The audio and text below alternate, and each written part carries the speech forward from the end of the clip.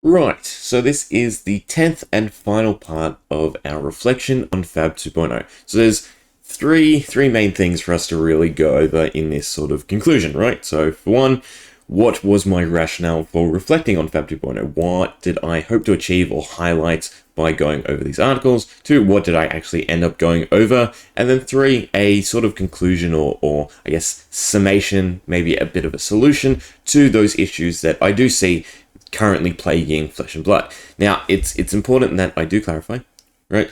I am very much enthralled with the game of Flesh and Blood. The art has always been fantastic from day one, and there are a myriad of wonderful aspects to the game. But that doesn't mean it's not worth criticizing. A big part of this community, and you can see it in all the videos that I've done, because I have been a bit pessimistic and a bit on the overly critical side of things, but the community response is still fantastic because everyone who is part of this community, by and large, just wants to see the game flourish, right? So they take the criticisms in stride and they offer a response, they offer feedback, they offer their own thoughts, or they share in my own views. And that is wonderful to see, because if I could just say, in comparison to the 1/2 videos I did on Sorcery TCG, where I just want to take a cursory glance at the game, I got absolutely roasted. And yes, some of the stuff I said was potentially a bit outlandish, but at the same time, it's not the general way that the FAB community has been reacting to the criticisms, because a lot of the criticisms were actually shared between Sorcery and FAB, because again, these are new games, they're being run by smaller companies, so what they do has seemingly a larger impact because their community is so tightly knitted. But anyway, what did I hope to achieve by actually going over FAB 2.0? Well, FAB 2.0 came out at a time of necessary change, right? We had Monarch, which was sort of sparking the over-collectability of Flesh and Blood, so we saw dramatic price increases and a little bit of gouging, followed by then Tales Everfest and the print numbers, which sent everything crashing down because everyone realized that it wasn't as scarce as what they thought or as scarce as some stores made it seem. So Legendary Studios took it upon themselves to correct the course, right? They saw the community feedback. Again, another great reason for me to actually do these videos, because Legendary Studios has showed time and time again that they do listen to the community. Now, while they might not watch my videos themselves, well, I'm pretty sure it's fairly safe to say it's subject to the rule of Kevin Bacon, right? Someone that they talk to will potentially have talked to or seen these videos, right?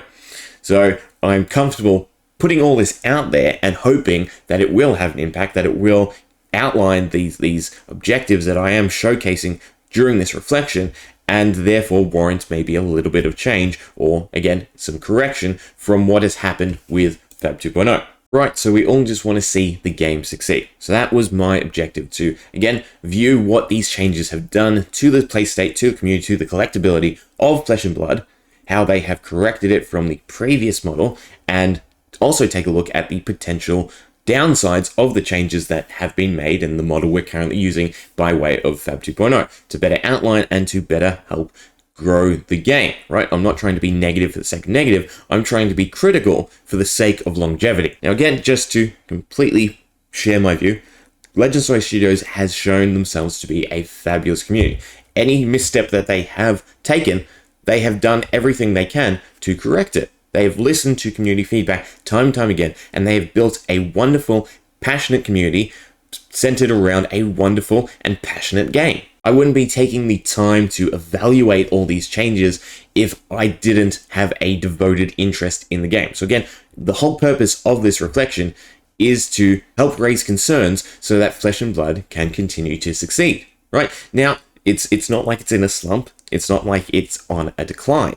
Flesh and Blood has continued to grow and do fantastically, but there are a few concerns that I myself have, that I've highlighted, that generally mean that the growth we see in Flesh and Blood isn't directly translated to Legendary Studios, and therefore isn't actual real growth. Okay, so we started off discussing the need for change, which we've essentially done, right? We touched on the Monarch era block, but more importantly, Legendary Studios say it themselves, the first edition versus Unlimited model wasn't working. It was no longer being heavily skewed towards Unlimited, therefore first edition boxes didn't actually seem special, so what's the point of differentiating the two? So they combined them into FAB 2.0. But with this came the issue of incentive, right? What was the actual purpose of chasing cards within, say, a box versus just buying them from the secondary market? We have a very large and varied game full of multiple playstyles, right? And every set, unfortunately, isn't going to speak to every player. Therefore, the incentive to just open boxes isn't as strong as any other game. So with the 2.0 model, with the dismissal of a large portion of the inflated collector market, we saw a overall decline in incentive for boxes, right? Not incentive for the game, not incentive for play, but for actual boxes. The majority of cards change hands on the secondary market, and as I try to continue to reiterate, any growth or development in the secondary market, any player who just straight away goes to the secondary market or participates only in a small degree of boxes before they actually transition to the secondary market, is not growth for Legends of Studios. Legends of Studios does not have any stake in the secondary market, and therefore are essentially being treated as the middleman being cut out in this scenario. So that was a big concern of mine, is again, the incentive to open boxes. Now, Legends of Studios has tried a few different things to sort of regain incentive, right? We saw the introduction of Marvel cards. In Dusk Till Dawn, we will see the introduction of serialized art cards as well as some more Marvel cards. And by and large, while these are great assets to have, right, to try and increase the rationale for chasing cards, to increase the rationale for opening boxes, they aren't necessarily working. I like to use Uprising as probably the best example, because to me, the Dragon Marvel cards from Uprising are by far the best Marvels. Yes, we have the 3 codexes. They're somewhat of a desired taste, right, because of the stylization, but just the extended art or full art, Dragons are probably the best Marvels we have so far till we see the actual Angels. Now, simply put, I can go to the secondary market and I can buy every single Marvel Dragon for significantly cheaper than what it would cost me to open those cards. Right? The pull rates and the rarity slots within Flesh and Blood need to continue to be tweaked. And we see that. We do see Legends of Studios finely tune these values, but I don't think it's been done enough. Right? The whole rationale was Rainbow Legendaries are meant to be the highly accessible versions, and by and large we see this. But then Kongfall variants are meant to be the high-end collector pieces. And depending on the playability of a card, we see those values skewed dramatically. And again, this incentive of to open a box to find a legendary, to open a case to find a legendary. Well, why would I risk trying to find X legendary that I might only be able to convert for, say, half the value of the legendary I want? Or I could just go straight away and buy the legendary I do want. Right? There is the fun of opening. There is the fun of sorting. That is my whole shtick, right? I like opening boxes to sort, to build a collection from scratch. I very rarely use the secondary market unless there are certain cards I want. So for instance, I try to get the Fabled from every set. If I can't pull it, I will buy it. Okay?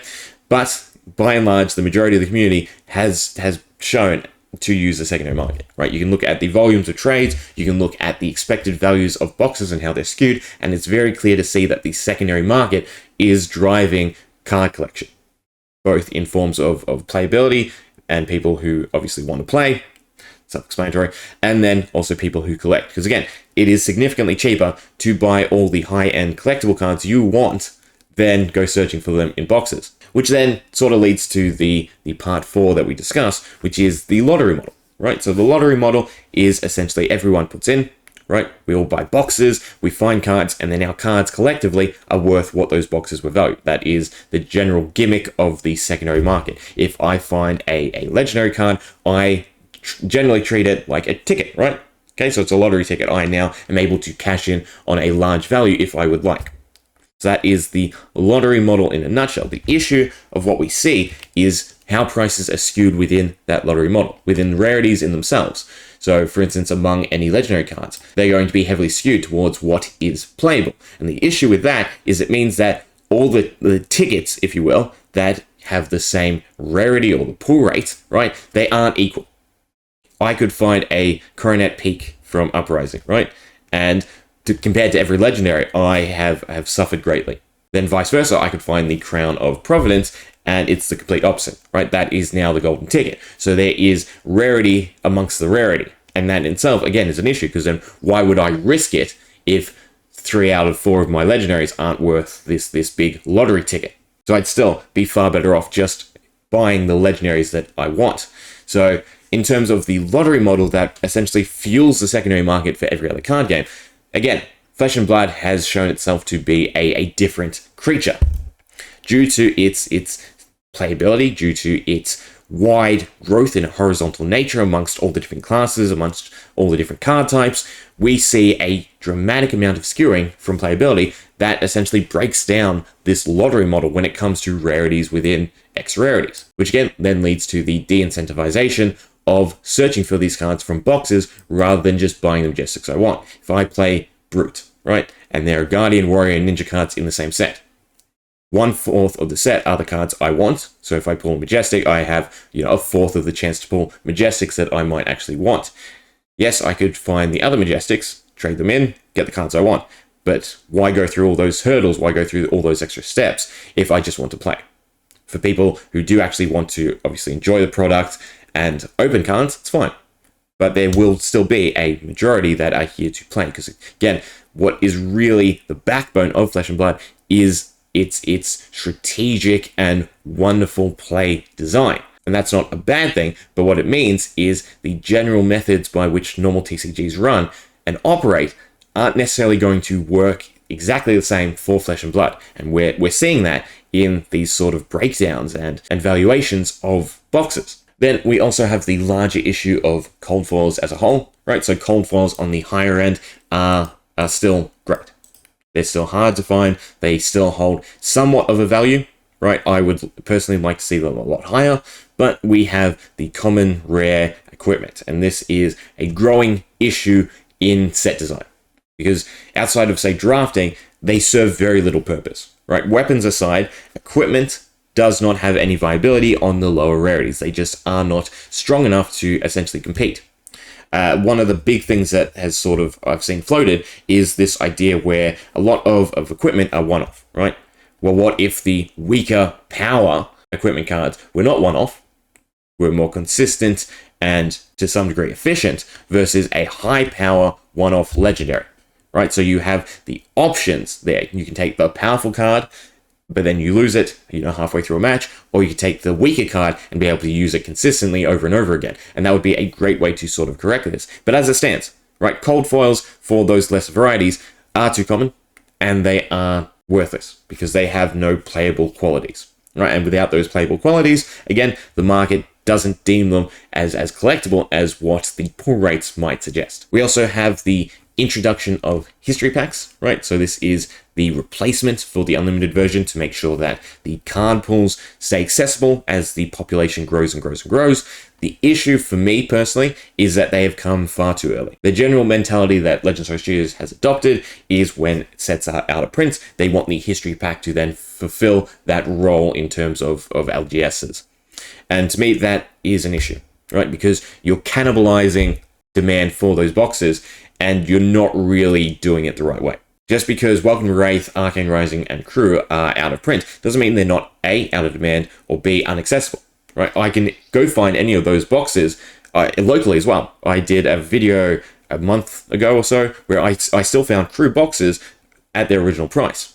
Now, of course, they've grown in value. That's great. That's what we want to see. That's growth. But at the same time, we don't need the history product competing with them just yet, right? When they are inaccessible is probably the right time for the history pack. And come 2024, which is the supposed release date for History Pack 2, we have sort of a larger concern by way of Monarch Tales Neverfest, right? None of these boxes are scarce. None of these boxes are being demanded upon by the community. Yet we will see the History Pack 2, again, try to resupply the market with cards that aren't needed and resupply the market in a sort of less than efficient way, right? So the History Pack offers you a curated collection of cards from these sets. Well, for one, the issue with curation means it won't stand the test of time. Two, it means you now have to dig through or search through a larger selection of cards to find the cards you want. So again, if I can still find a Monarch box and I want Light and Shadow cards, why would I pick the History Pack when I could just find Monarch boxes? Similarly, again, Crew, Welcome to Wraith, and Arcane Rising aren't scarce to the degree where I would pick a History Pack over. To this day, I still am yet to open a History Pack. So personally, the black version, right, to globalize the game are fantastic. You could almost just reprint the first sets in a different version for that region, right? I wouldn't mind just seeing white border, welcome to Wraith boxes again in different languages, stuff like that. There's alternative. To me, it's just the incentive to open a history product, right? It's not significantly cheaper. The pull rates are not significantly better. And again, you have to search through a larger selection of cards for specific cards. So it has the pros of, being able to build a larger collection quickly, and again, being accessible for new players. But we still see this transition for a lot of new players straight to the secondary market, right? Which circumvents the need for the history pack. And then the last few talking points we had discussed what's to me probably the biggest issue when it comes to Flesh and Blood. And that is how does Legend Story Studios go about meeting the demands of the entire community? So in terms of set design, right? If we stick to this 3 to 4 heroes, right? I know Outsiders is technically 6, but I will consider, by hero classes rather than actual different individuals, right? So just having Ninja, Assassin, and Ranger all in the one box, right? That is 3 out of the 13 classes, if you were to include Merchant and Shapeshifter, right? So 13 total heroes or classes for people to be divided amongst, and a box is supplying cards for three of those individuals. To me, that doesn't work, right? What is the incentive for someone who doesn't play those cards to really enjoy the set? Now, we have the drafting aspect, which is good, but not strong enough, in my opinion.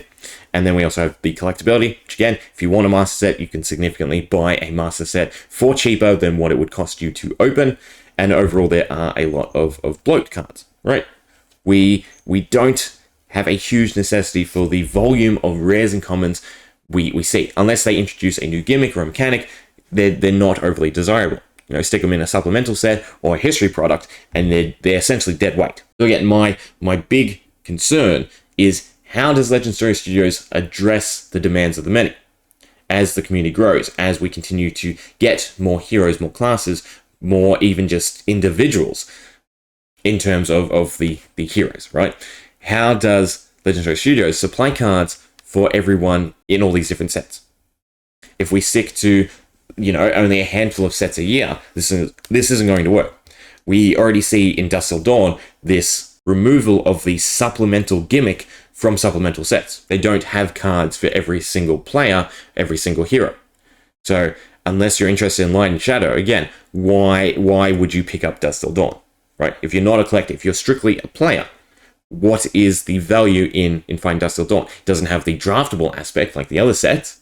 All it does is essentially operate as a way to bring the new version of Prism and the new version of Visette to play, which also to me are a big issue, because outside of the promo giveaways, right, these cards are, what's their pull rates? There's no token slot, so we don't get access to multiple copies of Prism, multiple copies of Visette, which also to me is sort of counterintuitive to the design scape of Flesh and Blood and what we've seen previously.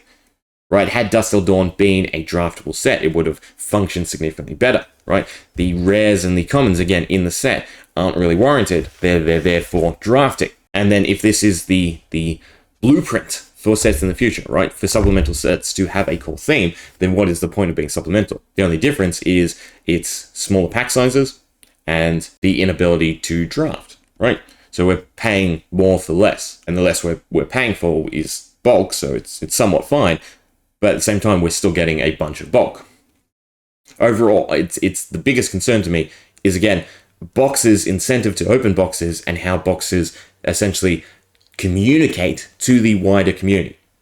If we go several sets without X hero, then there are certain players who won't be de-incentivized to play Flesh and Blood, right? A big thing to me is I don't think this affects people's desire or love of the game. All it means is that they skip sets. Right, they'll come back once they get a set, they'll continue to play, they'll, need to come up with strategies, and the meta will essentially revolve around what is added rather than what is not added, which is great. But it's still an issue, because if there isn't a growth in boxes being opened, boxes being bought, well, that is Legend Story Studios' main product, right? They don't make anything else outside of Blitz decks, which are not a huge seller, right? They are a entry-level product to give you a taste for the game. You know, some people might pick up the blitz decks for every single set. I do, but a lot of people are going to skip them once they have the desired knowledge for the game. Because again, there's not a lot there to incentivize people to open them. They're not like precon decks from a lot of other games. They are just blank templates to sort of serve as a example or a starting point for play. So if the main boxes of sets are the only product for Legends of Studios, how do they grow? If every single set are only speaking to or selling to a segment of their community, right? I know that segment is definitely not 100%. I'll just put that out there. It might not be as low as what I think. There might be a lot more people opening just for the sake of opening, but it is still not 100%. So again, we have these two big factors of growth. Growth in the secondary market does not equate to growth for Legends of Studios, and any growth that they do see isn't being tapped into with every set. There is no rotation. There is no need to be current if your hero is not addressed. If you're strictly a player, right, you can get everything you want from the secondary market. And if a set doesn't have cards for your hero, especially the supplemental sets as we see, which are now just touching a loose amount of heroes, then what is the point of enjoying the products of Legends of Studios? You can still enjoy the game, but you're not really a consumer for Legends of Studios, which means overall, again, that their growth is suffering. So then what is the solution, right? Because what's the point of raising all these concerns, these issues, if we didn't discuss a solution? Well, this is where I'd like to put it to you all, right?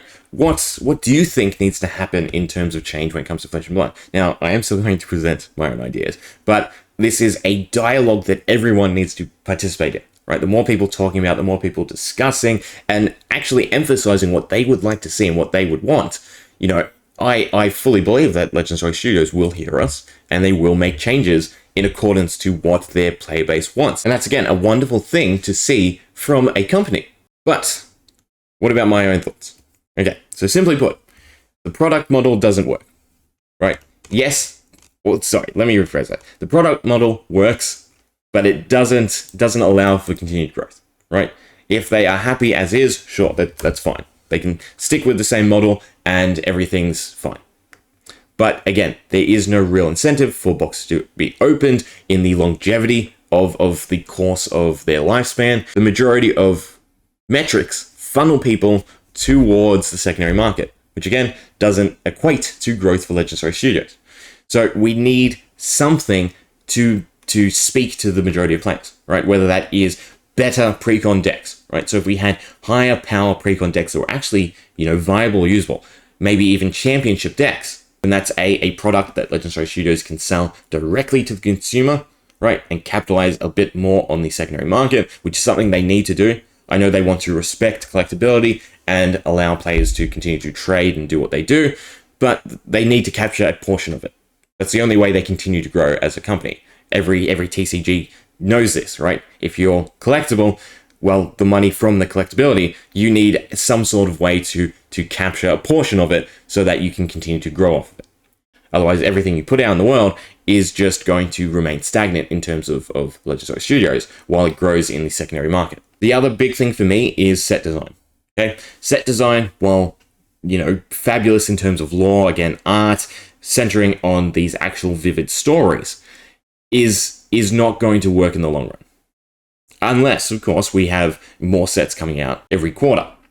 But there needs to be a supplemental product that is supplemental, but also draftable, right? Some sort of, I guess, master set, if you will, that isn't the history pack, right? I don't want curated. I would like new sets. So master set isn't quite the right term, but some sort of product that allows every single player to come together and partake. So it needs to have cards for every single player. And perhaps, off of this, you could have some sort of rotation.